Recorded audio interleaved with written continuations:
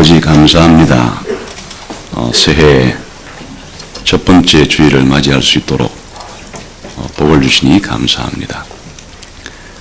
올 한 해 동안에도 우리 성도들 모두에게 성령으로 충만케 해 주셔서 하나님께서 우리에게 베풀어 주신 은혜가 얼마나 크고 깊고 넓고 높고 풍성한지를 더 많이 알아가고 누리고 삶의 열매로 맺히는 한 해가 되게 해 주옵소서. 예수님 이름으로 기도합니다. 아멘. 우리는 새해에 좋은 인사 전통을 가지고 있습니다. 새해가 되면 새해 복 많이 받으시라고 그렇게 서로 복을 빌어줍니다. 새해 복을 많이 받으라고 하는 뜻은 현재 가지고 있는 것보다 더 이상의 더 좋은 것들을 새해에 받으시라고 하는 그런 염원이 담겨 있는 것이겠고, 또 이 말 속에는 현재 가지고 있는 복만으로는 완전하지는 않으니까 뭔가 부족하고 결핍된 것이 있으니까 그 부족하고 결핍된 부분들이 더 채워지기를 바라는 그런 소원이 담겨 있을 것입니다. 그런데 인사를 이렇게 바꾸면 어떨까요? 새해에 이미 충분히 받은 복을 더 많이 누리게 되시기를 바랍니다. 이렇게 인사를 바꾼다면 어떤 생각을 담고 있는 것이겠습니까?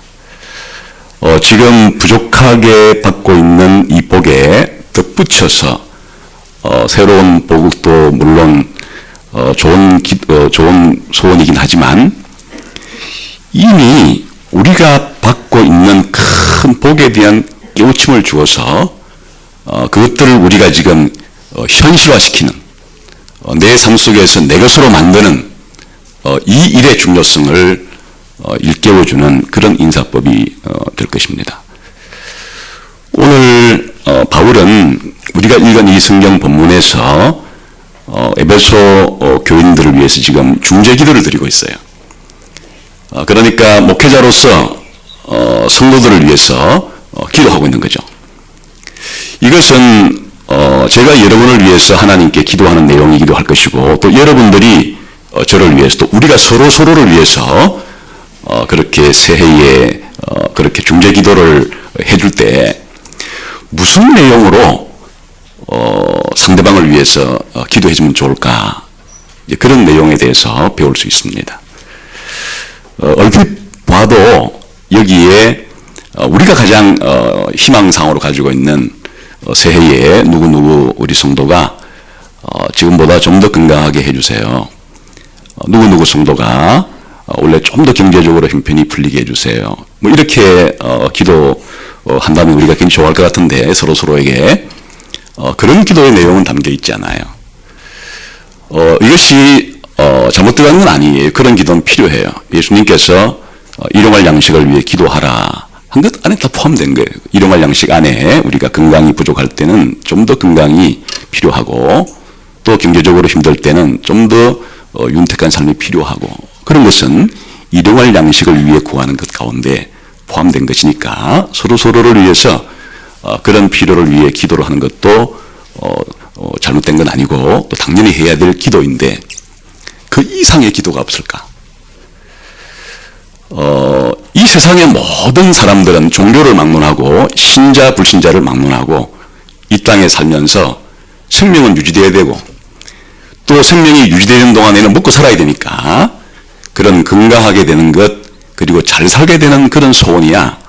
이건 신자 불신자를 떠나서 누구나 가지고 있는 소원이고, 또 누구나에게 필요한 현실적인 필요니까 그런 것들을 서로 개인적으로 빌어주는 것은 뭐 당연한 것이지만, 불신자들은 죽었다 깨어나도 할 수 없는 기도, 신자만이 할 수 있는 기도, 신자만이 하나님께 자신을 위해서 기도하고 또 다른 상대방 우리 형제 자매들을 위해서 기도해 줄 수 있는 그 내용이 바로 오늘 바울이 들은 기도문 가운데 들어 있습니다. 여기 보게 되면은 제일 먼저 이 바울은 기도할 때 에베소 교인들에게 지혜와 계시의 영을 주시도록 기도합니다. 여기 지혜와 계시의 영이라는 것은 성령님을 가리켜요. 성령님이 우리 가운데 임하셔야 우리가 신자가 되는 것이거든요. 그런데 바울은 성도들 가운데 성령님이 더 충만히 역사하시기를 기도하고 있는 것이. 신자들에게 가장 필요한 것이 성령의 충만이라는 사실을 지혜와 계시의 성령을 주시도록 그렇게 기도합니다. 지혜와 계시의 성령을 주시도록 기도하는 이유가 이제 그 다음에 소개가 됩니다.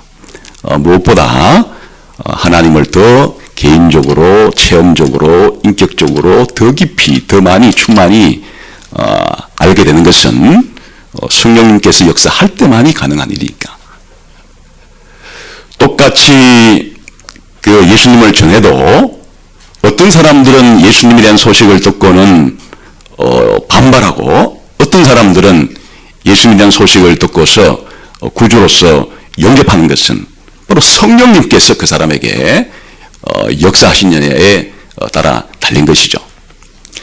마찬가지로 신자들이 성령님을 통해서 신자가 되고 난 이후에도 역시 성경을 읽을 때 어떤 성도들은 똑같은 성경 본문을 읽고서 그것이 아무런 깨달음이나 마음속의 감동이나 그 말씀에 대한 삶의 적용이 안 일어나는데, 어떤 성도들은 그 말씀이 깨달아지고 마음에 감동이 생기고 이 말씀대로 살아야 되겠다고 하는 그런 실천적인 적용이 생기는 가장 중요한 차이가 어디에 있는가니까, 우리가 머리에 좋고 나쁨도 아니고 가장 중요한 것은 이 일을 하게 해주시는 분이 성령님이세요.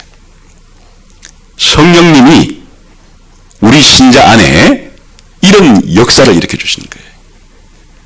우리의 지성을 성령님께서 조명해 주셔서 더 분명하게, 더 밝게 그렇게 깨닫도록 해주시는 분은 성령님이에요. 하나님이 우리에게 주신 이 구원의 복은 우리의 자연적인 머리로 어느 정도 이해할 수 있는 수준은 될 수 있지만은 그것을 진심으로 받아들이는 것은 성령님께서 하시는 거지. 그러니까 머리가 좋은 사람은 다른 사람의 설명을 듣고서 하나님의 말씀에 대하여 어느 정도 지적으로 바른 깨달음까지 얻을 수 있으나 그 깨달음을 얻은 것을 가지고 배척하는 것이야. 그러나 하나님 말씀을 내가 진심으로 아멘으로 받아들이고 기뻐하고, 그리고 자기 삶을 풍요롭게 만들고 그렇게 순종하게 하는 것은 성령님의 감동과 감화가 우리의 삶 속에 있을 때만 그것이 가능한 일이에요. 그래서 한마디로 바울이 다른 성도를 위해서 기도해 주는 것은 이 한마디 기도에 모든 것이 다 들어있다고 생각해도 과언이 아니에요. 성령님으로 충만한 삶을 살게 해 주십시오. 성령님께서 성도로 하여금 더 많은 하나님이 주신 지식을 얻게 해주시고 통찰력을 얻게 해주셔서 하나님의 구원의 계획과 뜻을 알고 그 뜻대로 살아갈 수 있는 힘을 주십시오. 그런 기도 이게 되겠죠. 좀 더 이제 지혜와 계시의 성령을 주셨을 때 우리에게 일어나는 일은 마음의 눈이 밝아지는 것이에요. 모든 것이 그렇잖아요. 예를 들어서 여기에 아주 중요한 물건이 있어도 우리의 육신의 눈이 어두울 때는 그걸 발견하지 못하다가 우리가 시력을 회복하게 되면 여기에 이런 것이 있었구나.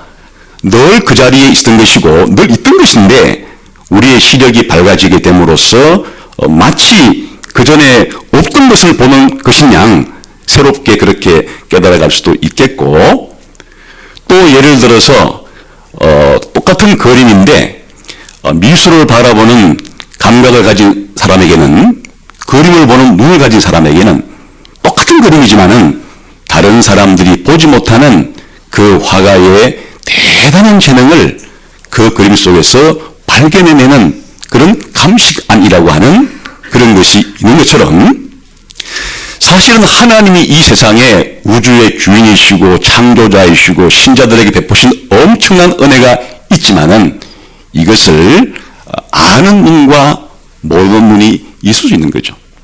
그래, 마음의 눈을 밝혀주시도록 기도하는 것은 이 마음이 우리의 지성과 감정과 의지의 중심으로 성경은 묘사하는데, 이런 경우에는 우리의 지성을 하나님께서 밝게 그렇게 열어주셔서 쉽게 말하면 이해력과 통찰력이 생길 수 있도록 해 주십시오. 그런 뜻이.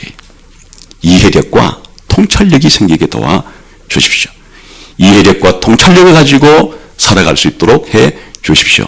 그런 뜻이. 그런 무엇에 대한 이해가 생기기를 바라고 통찰력을 생기게 되기를 바라는, 그게 이제 세 가지로 그 다음에 소개가 됩니다. 한번 읽어봅시다. 18절, 19절 시작.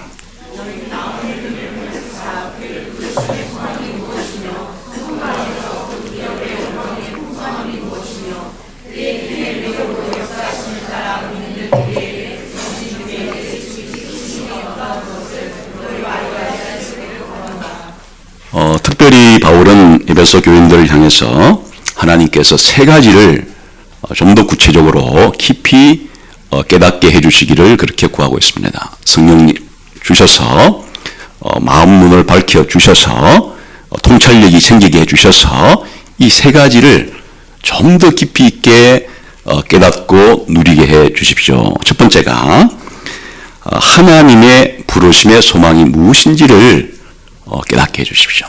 두 번째가 성도 안에 있는 하나님의 기업의 영광의 풍성이 얼마나 큰지를 깨닫게 해 주십시오. 세 번째가 성도들 안에 역사하고 있는 하나님의 능력이 얼마나 큰지를 깨닫게 해 주십시오. 이렇게 기도하고 있어요.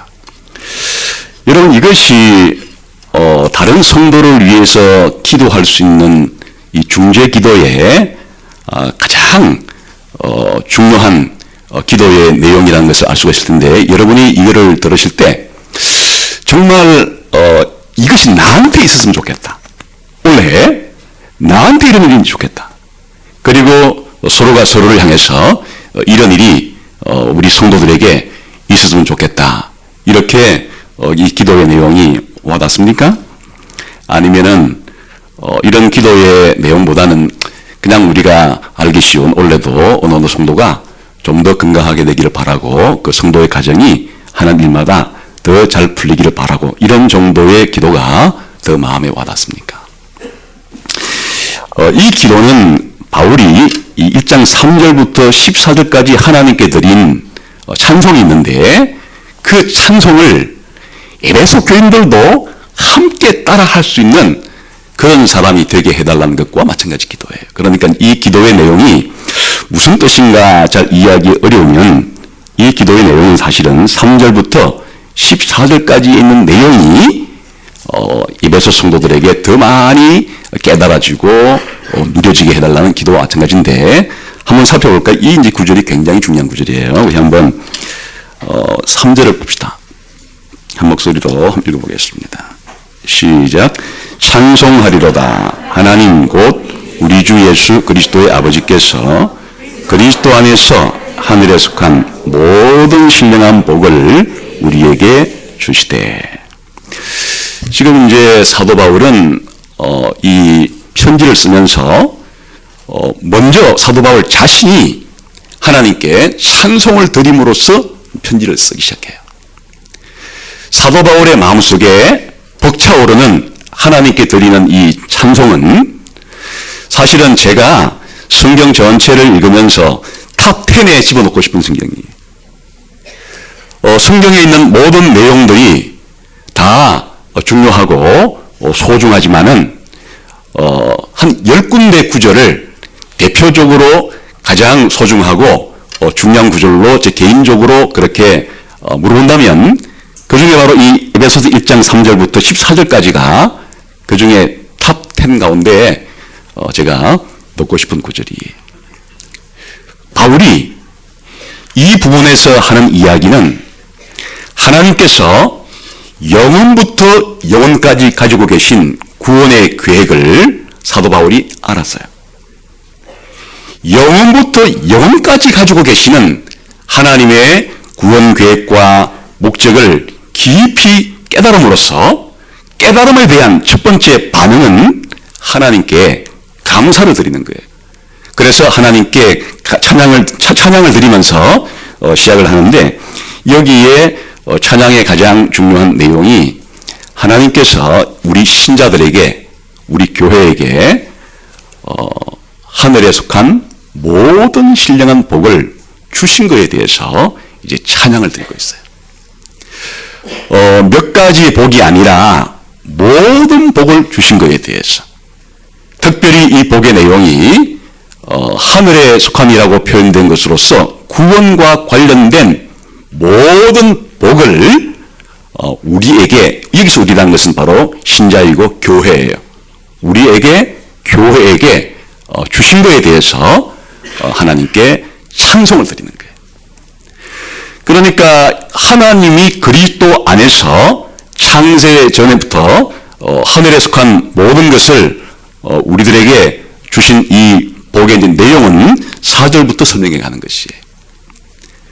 그런데 사도 바울이 지금 에베소 교인들을 위해서 기도하는 것은 자신이 하나님이 이미 자신에게 주신, 우리에게 주신 이 복을 하나님께 찬송드리는 이것이 에베소 성도들도 내가 깨닫고 내 삶 속에서 누리고 있는 것처럼, 그렇게 에베소 성도들도 하나님이 주신 이 모든 복을 구체적으로 깨닫고 체험하고 이 받은 복에 대해서, 복에 입각해서 살아가게 되기를, 그래 기도하는 것이 바로 그들을 위한 중재 기도예요.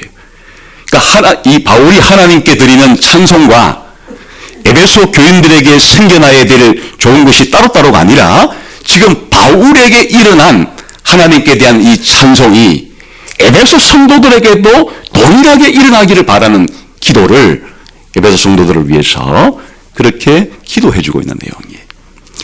그러면 사도 바울이 하나님께서 그리스도 안에서 하늘에 속한 모든 신령한 복을 이미 우리에게 주셨다라고 말하는 복의 내용물이 무엇인가가 이제 4절부터 설명이 돼요. 4절부터 6절까지는 아버지 하나님이 주신 복을 말하고, 7절부터 12절까지는 예수님을 통해서 주신 복을 설명하고, 13절부터 14절까지는 성령님을 통해서 주신 복을 설명해요. 그러니까 사도 바울이 모든 복을 받았다고 말할 때 이 모든 복의 원천은, 만복의 근원은 삼위 하나님이신데, 아버지 하나님이 주신 복, 아들을 통해서 주신 복, 성령님을 통해서 주신 복, 성부와 성자와 성령 삼위 하나님께서 교회에게 주신 복을 이제 좀 구체적으로 나열해 가고 있는 것이에요. 간략하게만 살펴보게 되면, 우선 4절, 5절, 아버지께서 우리에게 주신 복을 함께 봅시다. 시작.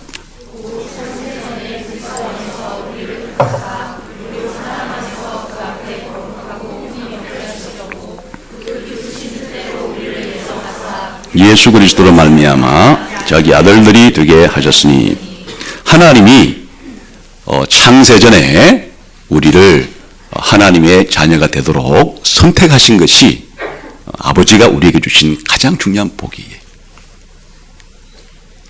하나님께 선택을 받은 것, 하나님이 우리를 선택하신 것, 신자를 선택하고 교회를 선택하신 것, 이것이 복이에요. 선택을 받지 못했다고 하는 것은 바로 영원한 형벌 가운데 내버려 두신다는 뜻이고, 선택했다는 뜻은 영원한 형벌 가운데서 건지신다는 뜻이. 그럼 하나님의 선택을 받는 것이, 선택을 받은 것이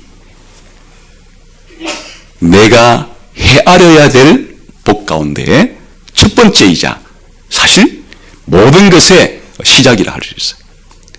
이렇게 선택하신 것은 그 다음에 예정하신 것으로 이어지는데 그것은 하나님이 우리를 이방하시려고 하는 계획을 가지고 있다는 거예요. 하나님께서 우리 신자들을 하나님의 자녀로 이방시키려고 하는 것이 신자들을 향해 가진 예정이에요.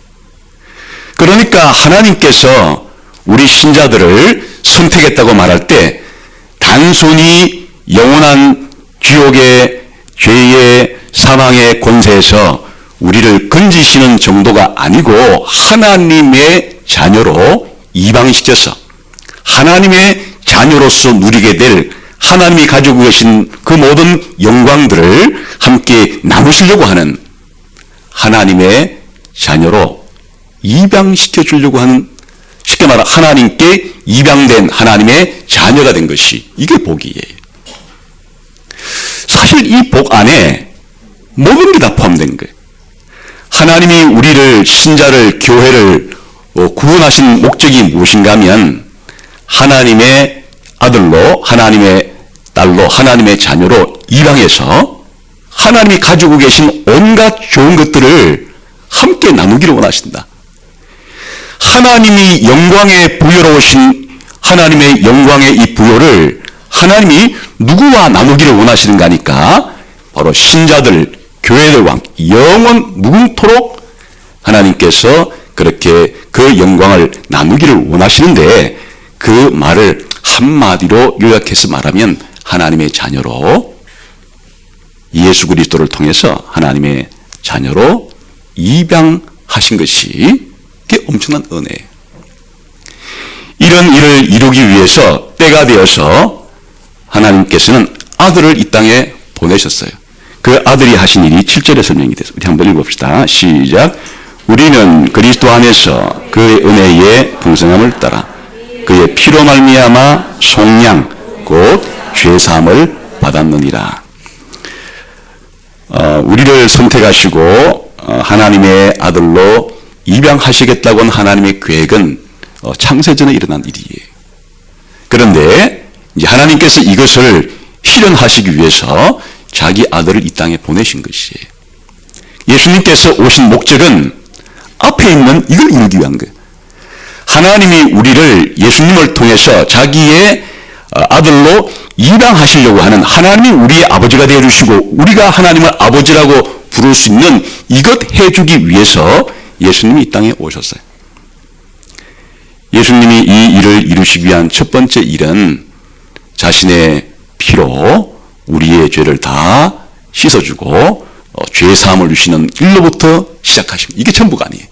이 일로부터 시작을 해서 우리가 하나님의 아들이 되는 데까지의 필요한 일들을 다 해주신 것이.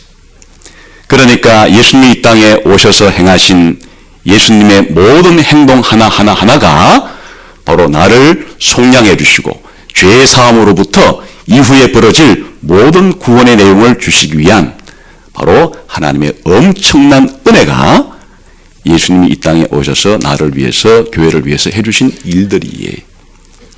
그런데 이 일의 궁극적인 목적은 뭔가 하니까 이제 8절, 9절, 10절에 설명이 돼. 읽어봅시다. 시작. 이는 그가 모든 지혜와 총명을 우리에게 넘치게 하사 그 뜻의 비밀을 우리에게 알리신 것이요.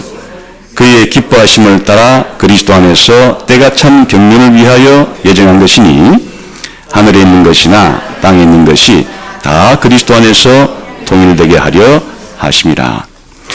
이렇게 예수님을 보내셔서 예수님의 피로 우리가 속량, 제사함을 얻는 것의 궁극적인 목적이 설명이 됐는데 이게 이제 비밀의 내용이라고 불러요. 하나님이 우리들에게 비밀을 가르쳐 주었는데 예전에 우리 힘으로는 알 수 없는 하나님께서 감추어 놓으신 그 놀라운 하나님의 비밀을 이제 알려주었어요. 그게 뭔가 하면 예수님을 통해서 하늘에 있는 것과 땅에 있는 모든 것이 앞으로 재통일될 때가 있다.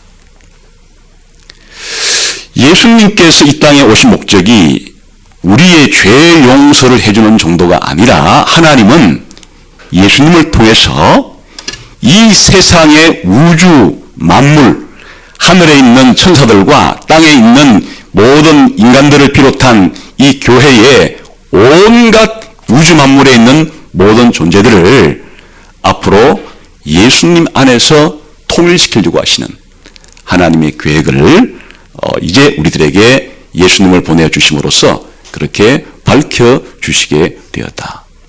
그런데 그 예수님이 우리의 머리로서 우리가 예수님과 함께 된 사람으로서 예수님의 그 우주적인 통치에 가장 중요한 혜택이 바로 교회를 위해서 이루어지고 있는 것이다. 그런 뜻이에요. 이것을 어떻게 보장해 주신다니까 이제 성령님을 통해서 보장해 준다는 것이에요. 11절부터 봅시다. 13절 시작. 그 안에서 너희도 진리의 말씀 곧 너희의 구원의 복음을 듣고 그 안에서 또한 믿어 약속의 성령으로 인치심을 받았으니 이는 우리 기업의 보정이 되사 그 얻으신 것을 속량하시고 그의 영광을 찬송하게 하려 하심이라. 하나님께서 창세전에 우리를 선택하시고 하나님의 아들이 되도록 그렇게 계획했다는 걸 우리가 어떻게 할 수가 있는가? 예수님이 오셔서 우리의 죄를 용서해 주시고 그리고 모든 우주 만물의 주인으로서 통치자가 된다는 사실을 어떻게 할 수 있는가? 하나님은 성령님을 우리 신자들에게 보내어서 이렇게 하나님이 약속해 주시고 주시겠다는 것에 대해서 첫 번째 보증금으로 첫 번째 불입금으로 이미 우리에게 주셨다. 그래서 성도들은 이런 일들이 있는지를 알게 되는 것이고 또 앞으로 이런 일이 반드시 일어날 것도 확신할 수 있게 되는 것은 이미 하나님이 예수 믿는 우리에게 주신 성령님이 하나님이 우리에게 주신 것과 주실 것에 대한 계약금, 보증금이 되어서 우리가 이 일을 확신할 수 있게 되었다. 이게 사도 바울이 하나님 앞에 나갔을 때 제일 먼저 하나님을 찬양하는 찬양의 제목이었어요. 이것이 사도 바울의 평생의 삶을 그렇게 살아갈 수 있는 원동력이 된 일이에요.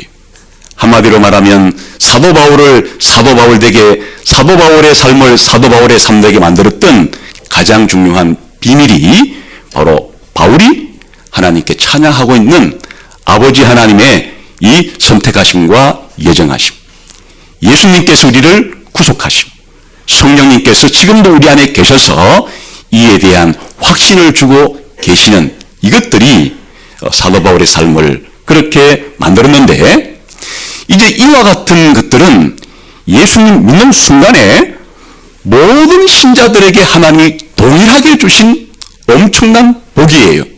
그런데 문제는 예수 믿는 순간에 모든 성도들이 사도 바울이 이렇게 지금 깨달은 만큼 그리고 하나님께 찬송하는 만큼 그렇게 하지는 못하는 것이에요.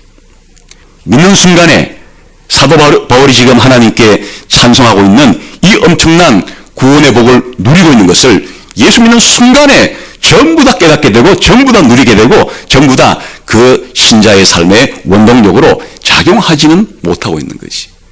그래서 사도 바울이 기도를 하고 있는 것이. 하나님께서 이 에베소 성도들에게 주신 복이 너무나 크고 엄청나고 영광스러운 것인데 아직도 이 주신 복에 대해서 너무나 적게 깨닫고 있고 이해하고 있고 그리고 받아 쓰는 성도들이 있다면 이가 얼마나 가련한 것이고 얼마나 불행한 것이 되겠어요.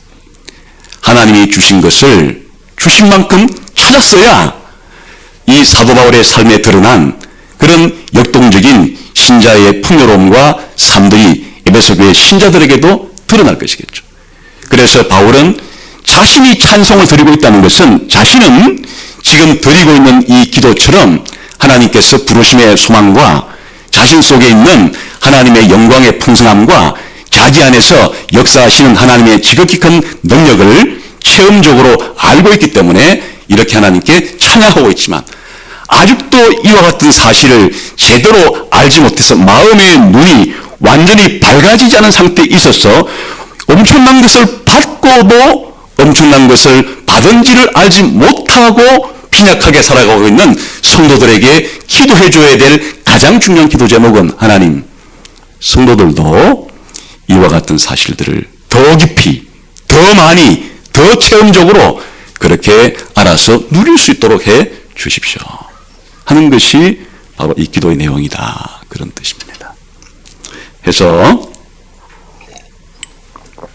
구체적으로 이 내용이 무엇인가는 이 세 가지가 다 그냥 이 구체적인 내용은 다르게 표현되어 있지만 뭉뚱그려서 설명하자면 3절부터 14절까지의 하나님 아버지가 주시고 예수님을 통해 주시고 성령님을 통해 주신 이 복들을 이미 하나님께서 모든 복을 다 주신 이 복을 꺼내 쓸 수 있도록, 꺼내어 가지고 누릴 수 있도록, 꺼내어 가지고 활용할 수 있도록, 꺼내어서 신자의 삶 속에 적용할 수 있게 될 수 있도록 성령님을 에베소 성도들에게 더 충만히 부어주셔서 그렇게 되게 해 주십시오.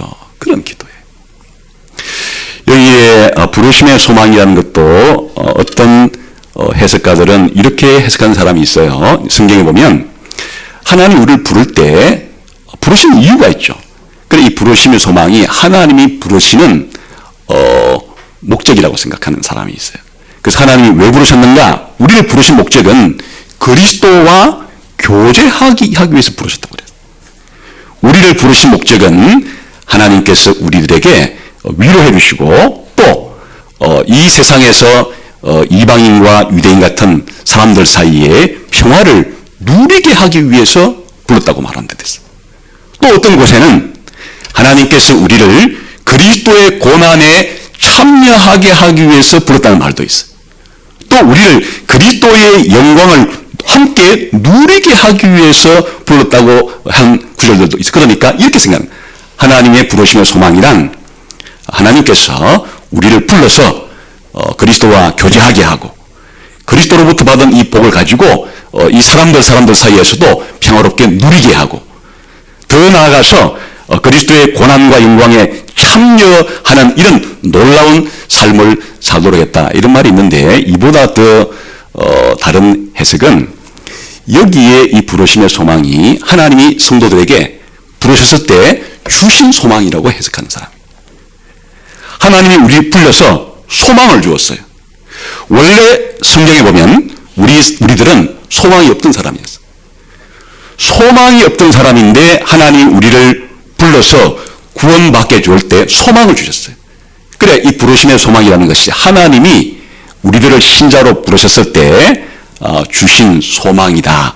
이렇게 해석을 하게 되면 그럼 소망이 뭐겠어요? 앞에서 나오는 이 모든 내용들이 다 포함될 수가 있겠고 주로 이제 소망은 미래에 대한 기대를 표현하는 것이니까 하나님이 주신 이런 구원 가운데서도 미래적인 이 영광스러운 측면들 예를 들면 4절 한번 읽어볼까요? 우리 한번 시작. 곧 창세전에 그리스도 안에서 우리를 택하사 우리로 사랑 안에서 그 앞에 거룩하고 흠이 없게 하시려다. 하나님께서 장차 저와 여러분을 영원한 천국에서 어떤 사람으로 만들려고 하시는가 하면 흠이 없는 거룩해서 흠이 없는 사람으로 만들려고 한다. 완성시킨단 말이죠. 지금 우리가 이렇게 죄 가운데 있어서 늘 흠이 많고 부족하고 불결하기도 하고 이와 같은 상태가 아니라 사실은 예수님을 통해서 예수님이 이루신 놀라운 의를 우리에게 덧입혀 주심으로써 우리가 하나님 앞에 완전 무결한 완성된 사람으로 그렇게 만들어 주실 것에 대한 그런 소망을 품을 수 있는 것이 앞으로 내가 하나님 앞에 이와 같이 거룩하고 흠이 없는 사람으로 서게 되겠구나 이런 소망을 품게 되는 거예요. 우리가 공동체적으로 볼 때 하나님께서는 5장에 가게 되면 우리 신자들을 하나님께서 거룩하고 영광스러운 교회로 세우시려고 하는 계획이 있어요. 앞으로 이 세상에 있는 모든 교회들은 현실적으로는 그렇게 영광스럽지 못한 모습들을 많이 보이고 있기 때문에 그렇게 느끼기가 쉽지 않으나 우리 교회에 대한 하나님 주신 소망이 무엇인가 하면 장차 교회가 하나님 앞에 설 때에 영광스러운 교회로 하나님이 우리를 세우시려고 하는 그런 소망을 주셨다는 것이에요.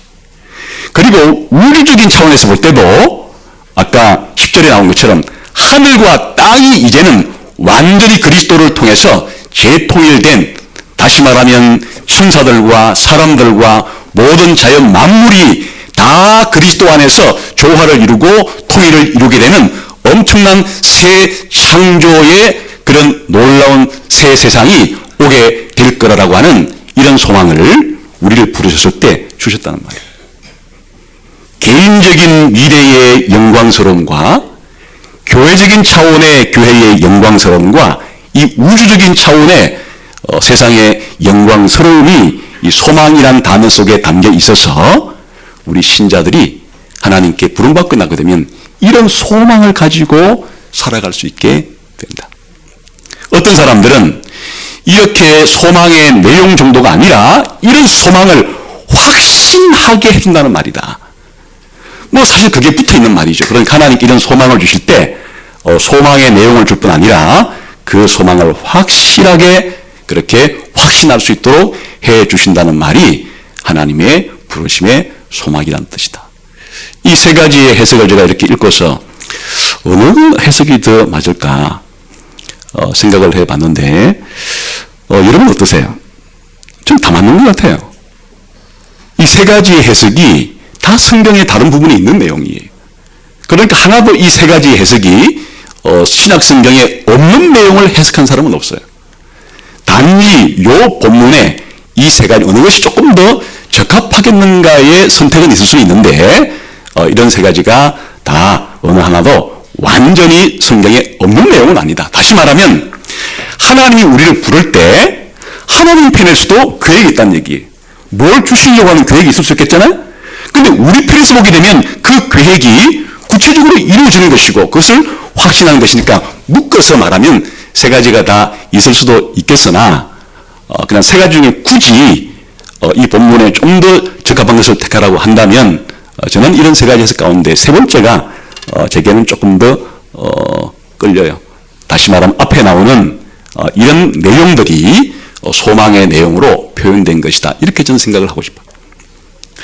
두 번째, 성도 안에 있는 그 기업의 영광의 풍성이라는 것은 두 가지 해석인데 하나는 하나님께서 성도들에게 주실 기업의 영광의 풍성이라 해석하는 분도 있고 어떤 분들은 그게 아니고 우리 성도들의 기업을 말하는 게 아니라 여기에 나오는 이 대명사 그 기업을 할 때 그런 문맥상은 하나님을 가리키는 거예요. 그러니까 성도들 안에서 하나님의 기업의 풍성함을 가리키는 것이다. 이렇게 해석하는 경우가 있는데 이 두 가지도 다 마찬가지로 둘 다 성경에 있는 내용이에요.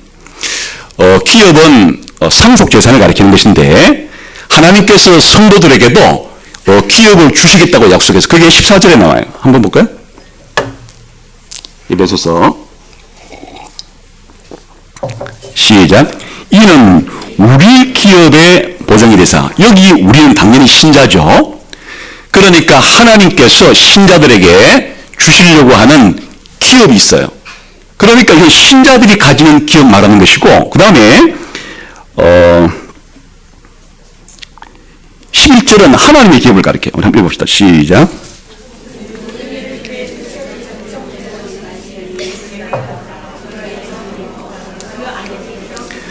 이 경우는 우리 신자들이 하나님의 기업이 되었다는 말이에요. 그러니까 이때의 기업은 누구의 기업이냐면 하나님의 기업인데 그 하나님의 기업이 누구란 말이에요? 바로 신자들, 교회란 말이에요. 그러니까 이 두 가지가 성경엔 다 있어요. 하나님께서 하나님 백성에게 기업을 약속한 내용도 있고 또 어떤 성경 구절에서는 하나님 백성 자체를 하나님이 자신의 기업이라 부르시는 것이에요. 이 두 가지의 내용이 다 있는데 여기 이 문맥에 나오는 그러면 성도 안에서 그 기업의 영광의 풍성은 성도들의 기업을 가리키는 것일까 아니면 하나님의 기업을 가리키는 것일까 이게 이제 선택할 수 있는 우리의 선택권이 우리들에게 해석의 갈래에 그렇게 이제 볼 수가 있겠죠. 다 훌륭한 주석가들이 양쪽 견해를 그렇게 말하고 있는데 만일 여기서 말하는 그 기업이 우리의 성도의 기업을 말하면 뭐가 똑같아지는 거예요? 앞에 나오는 부르심의 소망하고 같은 내용이 되는 것이고 여기서 문맥상으로서는 하나님의 기업을 가리킨다는 것이 더 잘 어울리는 해석이에요. 문맥상으로서. 이 이야기는 우리들에게 새로운 시각을 가르쳐 주어요. 하나님이 성도들에게 앞으로 좋은 것을 준다는 차원 정도가 아니라 이 이야기는 성도들 자체를 하나님의 재산으로 하나님의 기업으로 삼는 얘기는 이 교회 자체를 하나님께서 얼마나 귀하게 보시고 영광스럽게 보시고 소중하게 보시는가를 가르쳐줘요. 각도가 다르죠. 하나님이 우리를 부르셔서 좋은 것을 주시겠다고 그렇게 약속해서 소망을 주었어요. 우리가 기대할 수 있는 내용이 우리가 앞으로 이런 것들을 얻겠구나. 이런 일도 일어나겠구나. 그런데 하나님은 더 놀라운 말씀을 해주는데 나 자신을 하나님께서 보석처럼 생각하시고 보화로 여기시고 이 세상에서 가장 귀중한 것으로 여긴다는 의도가 성도를 하나님 백성을 교회를 하나님의 기업으로 삼았다는 말 속에 담겨있는 말이에요. 사실 에베소서는 이 후자 쪽에 더 강조가 있어요. 하나님께서 성도들에게 주신 구원의 내용도 설명하지만 더 중요한 주제는 그 구원을 받은 교회 자체를 하나님께서 얼마나 영광스럽게 생각하고 귀하게 생각하시는가에 대한 내용들이 담겨 있어요. 그래서 이 두 부분에 있어서도 기본적으로 어느 쪽으로 해석해도 성경에 다 있는 내용이, 그러나 하나님께서 저와 여러분을 하나님 자신의 기업으로 생각하시고 교회를 하나님의 기업으로 생각한다는 것은 우리에게 주시는 구원의 내용에 덧붙여 우리 자신을 어떤 시각으로 바라보아야 할지를 더 영광스럽게 보여주는 그런 아주 복된 내용이 담겨 있어요. 세 번째, 그러면 어떻게 이런 일들이 전개되는가 하는 것인데요. 하나님께서 이런 일을 하시기 위해서는 신자들 안에 뭘 하셔야 되겠어요? 엄청난 역사를 해야 되는 거예요. 신자들에게 이와 같은 소망을 주시고 또 신자들을 이렇게 자신의 기업으로 삼는 일을 하기 위해서는 엄청난 능력이 따라가야만 이런 일들이 현실화될 수가 있는 거예요. 그래서 하나님께서 우리 안에 베푸신 능력이 얼마나 큰지를 알게 되기를 바란다. 이 말을 이제 그 다음 보게 되면 누구와 이렇게 비유를 들어서 비교하고 있는 거니까 하나님의 크신 능력이 이 세상 가운데 가장 크게 드러난 때가 예수님을 죽은 자 가운데서 부활시킬 때. 죽은 자를 부활시킨다.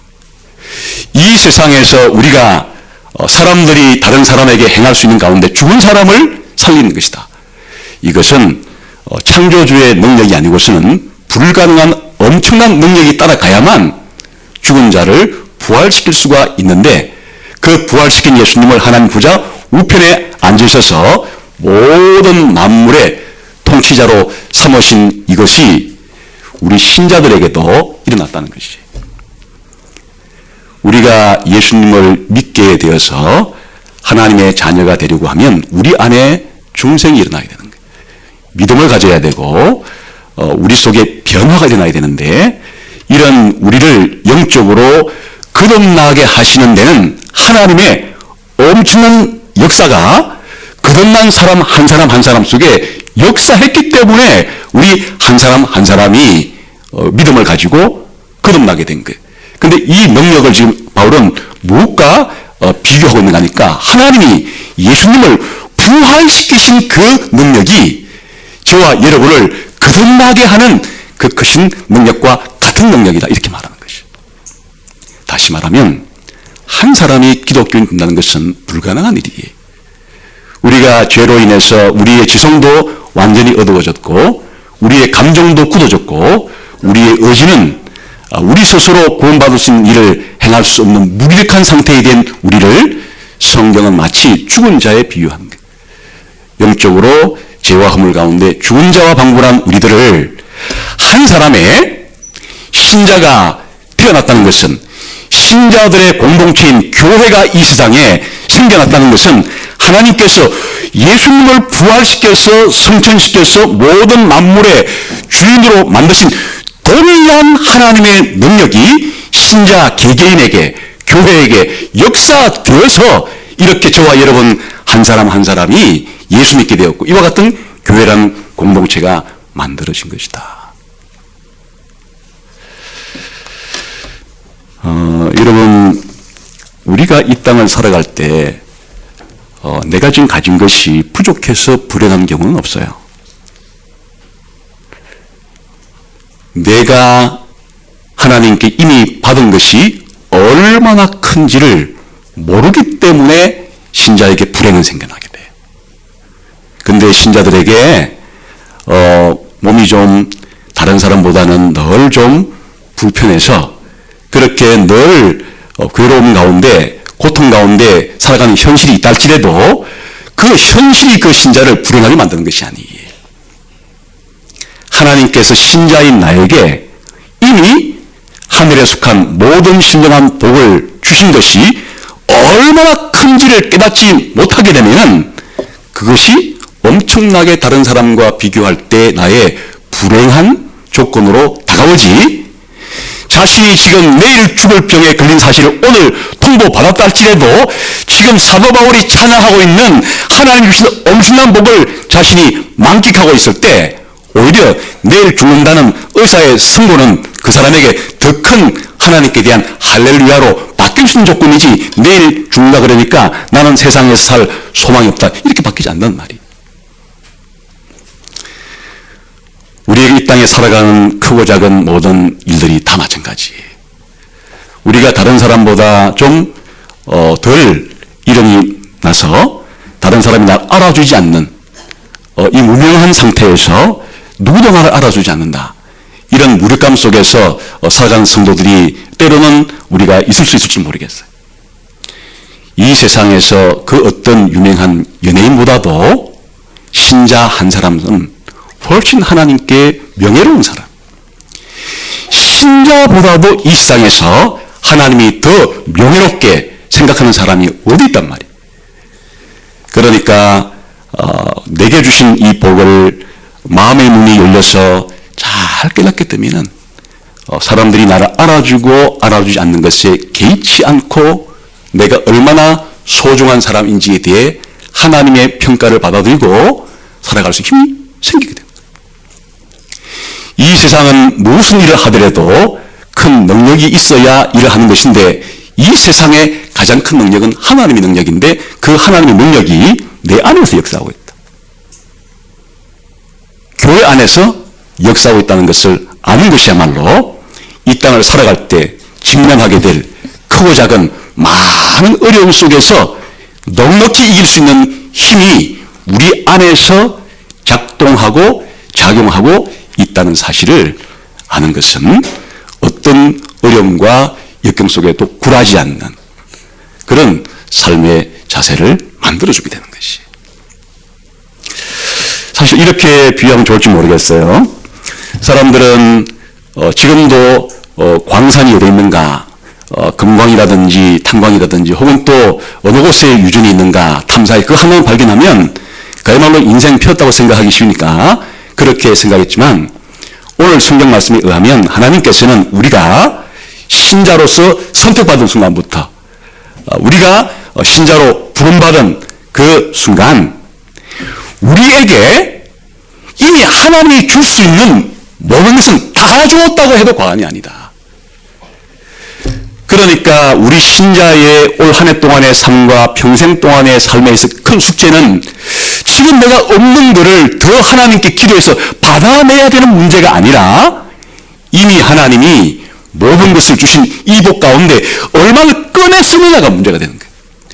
하나님이 우리 신자의 통장에 넣어주신 복을 내가 몇 %나 끄집어내가지고 내 삶 속에 그걸 현금화시켜서 내 삶의 원동력으로 삼아내느냐가 문제이지, 하나님은 나에게 그냥 예수 믿는 것밖에 주신 게 없고 지금부터 하나님 올해도 내일도 모레도 더 이것들이 저한테 더 주셔야 되고 더 주셔야 되고 더 필요합니다, 이렇게 기도하는 수준도 신앙이 어렸을 때는 그런 신앙으로서 하나님께 이것도 주시고 이것도 주시고 할 수 있는데, 바울이 원하는 것은 좀 더 신앙이 성장해서 하나님께서 지혜와 계시 성령을 부어주셔서 성도들로 하여금 하나님 이미 주신 모든 복을 얼마나 큰지를 깨달아서 꺼냈을 수 있도록, 자신의 삶 가운데 활용할 수 있도록, 자신의 삶 가운데 적용할 수 있도록 지혜와 계시의 성령을 부어 주십시오. 이렇게 기도했습니다. 이것이 제가 여러분들을 위해서 하나님께 드리는 올 한 해 기도의 제목이고, 여러분들도 저를 위해서 또 우리 예수가족교회 성도들 서로를 위해서 기도해 줘야 될 그런 중재 기도의 내용. 물론 여기에 플러스 알파 하는 저 성도가 아직 이렇게 충만히 깨닫기 전까지 건강도 주시고, 필요하다 그러면 사업도 잘 되게 해주시고, 필요하다 그러면 우리들에게 필요한 것들도 주십시오. 보너스로 주십시오. 보너스로 달라고 기도할 수도 있겠습니다.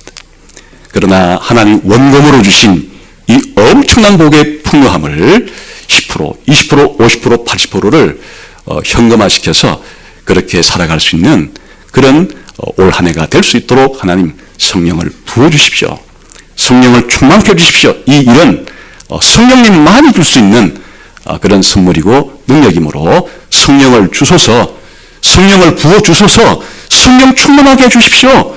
이것이 우리의 간절한 한 해의 기도의 소망이 되어지기를 주님의 이름으로 축원합니다.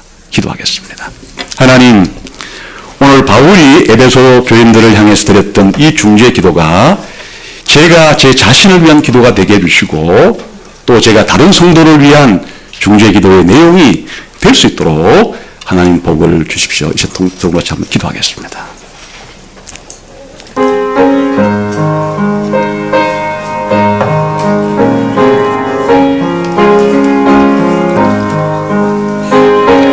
아버지,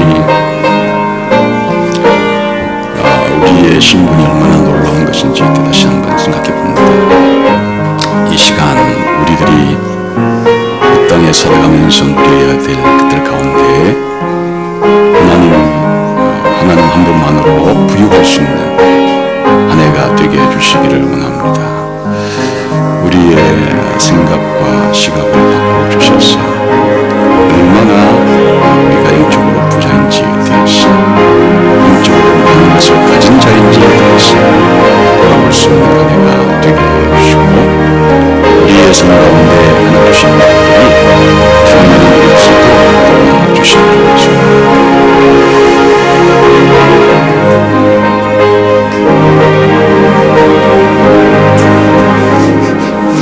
하나님 아버지, 감사합니다. 찬양합니다.